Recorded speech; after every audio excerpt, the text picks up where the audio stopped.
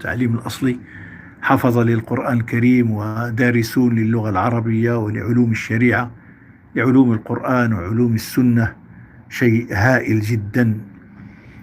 فهذه مدينة المنطقة أمازيغية بامتياز. سوس، أهل سوس، مدينة العلم، مدينة القرآن.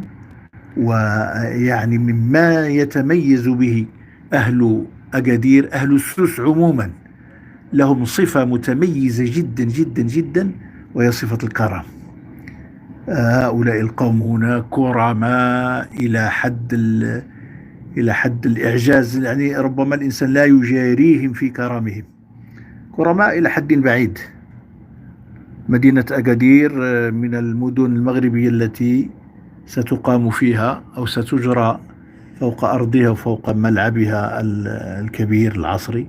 يبدو من هناك ربما، يعني من هنا أهل البلد يرونه طبعا. ستجرى هنا مباريات الكان،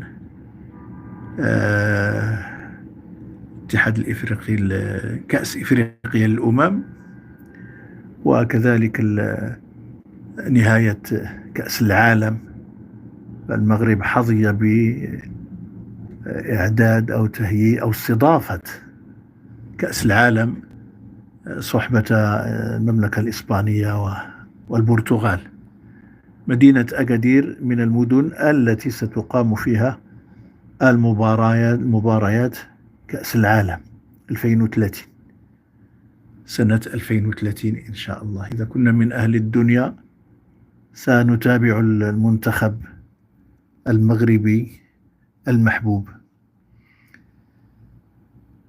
قلت هذا البريفيريك مما يتميز به الهدوء التام، سكينة